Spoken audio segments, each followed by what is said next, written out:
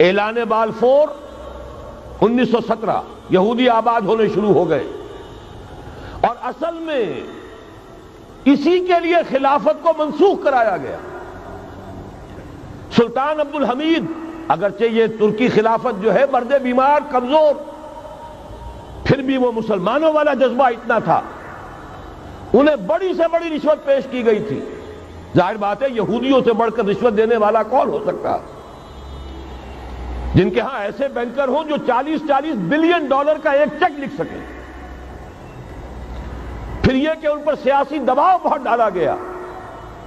انہوں نے جب تک خلافت عثمانیہ برقرار رہی، یہودیوں کو فلسطین میں آباد ہونے کی اجازت نہیں دی، کہ جو معاہدہ کیا تھا حضرت عمر نے رضی اللہ تعالی عنہ، خلیفہ ثانی نے، خلیفہ راشد نے، ہم اس کے پابند ہیں، اور ہم یہاں یہودیوں کو آباد ہونے کی اجازت نہیں دیں۔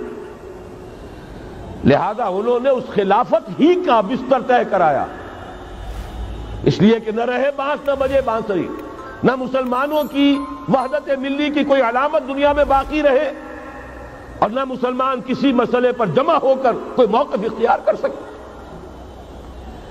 اعلان بالفور کے نتیجے میں آباد کاری شروع ہوئی۔ 1948 میں اسرائیل قائم ہو گیا، معجزہ ہو گیا۔ 1967 میں اس کی توسیع ہو گئی۔ اس میں ایک بات اور بھی عرض کر دوں، یہ سارا کس طور سے ہوا ہے کام؟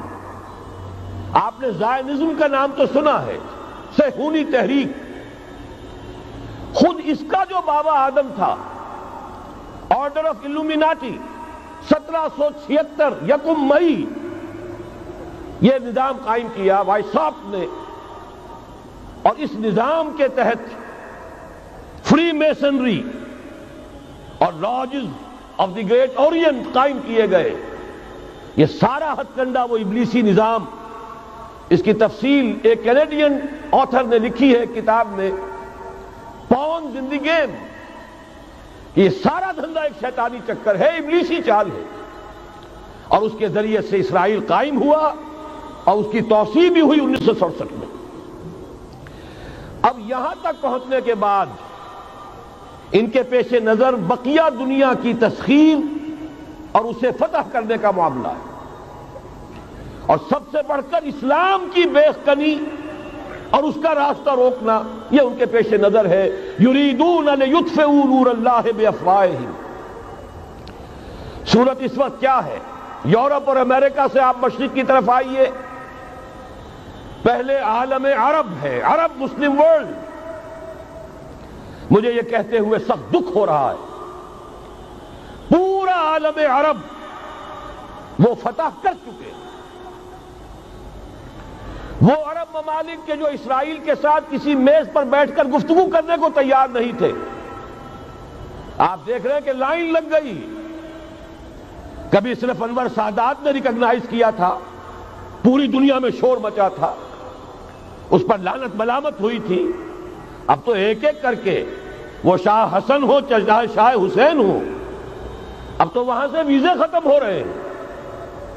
سعودی عرب اور امارات، انہوں نے جو کچھ کاروباری بندشیں لگائی ہوئی تھی وہ ختم کر دی گئی، ان میں نرمی پیدا کر دی گئی۔ یہ صورتحال ہے کہ واقعتاً ان کی جو عالمی تسخیر کا پروگرام ہے وہ آگے بڑھ رہا ہے، اور بدقسمتی سے امت مسلمہ کا جو قلب ہے، اس امت کا قلب امیین پر مشتمل ہے۔ هو الذی بعث فی الامیین رسولا منہم یتلو علیہم آیاتہ ویزکیہم الی آخر الآیہ۔ حضور بھی امی تھے، انہی میں سے تھے صلی اللہ علیہ وسلم، لیکن آج وہ قلب جو ہے عالم اسلام کا، وہ یہودیوں کے شکنجے میں کسا جا چکا ہے۔ اکثر وہاں کے جو حکمران ہیں، امریکہ کے ایجنٹ ہیں، سٹوجز۔ یہ حالات جہاں تک عالم عرب کا تعلق ہے، تلخ حقائق ہیں جو بیان کر رہا ہوں، اس لیے کہ آپ کے سامنے رہنا چاہیے۔ یہ جو اقبال نے کہا کہ دنیا کو ہے پھر مار گئے روح و بدن پیش، ابلیس نے پھر اپنے درندوں کو ابھارا، اللہ کو پا مر دیے مومن پہ بھروسہ، ابلیس کو یورپ کی مشینوں کا سہارا۔ یہ دوبارہ ایک بہت بڑے پیمانے پر حق و باطل کا گھمسان کا رنگ پڑنے والا ہے۔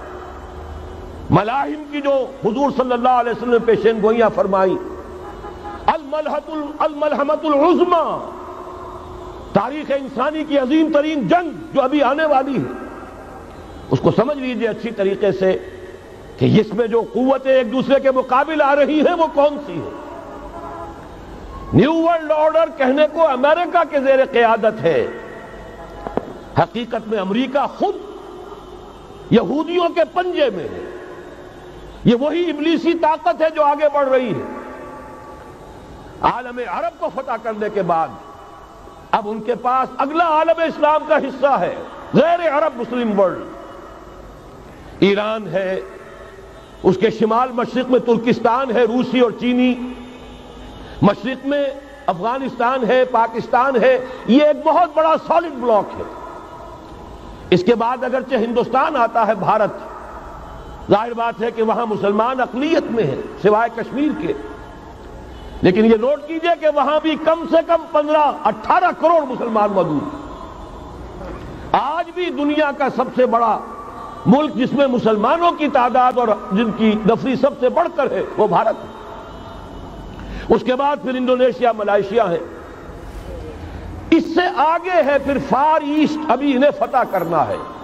نیو ورلڈ آرڈر کا یوں سمجھیے کہ ابھی یہ ہارڈ نٹ ٹو کریک، ابھی ایک لوہے کا چنا ہے چائنا کی شکل میں موجود۔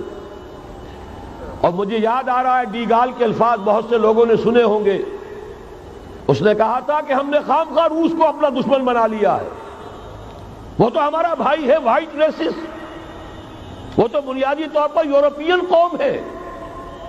Beware of the yellow masses of the east, تمہیں گھبرانا چاہیے، تمہیں خبر لینی چاہیے۔ وہ مشرق بعید کے جو زرد رو لوگ ہیں، China, Indo China, Japan, yellow races, ابھی اس نیو ورلڈ آرڈر کے لیے جو فتح عالم اور تسخیر عالم کا پروگرام ہے، اس میں پہلے غیر عرب مسلمان دنیا اور پھر یہ فار ایسٹ کا خاص طور پر یلو ماسز، یہ ہے کہ جنہیں ابھی انہیں ٹیکل کرنا ہے۔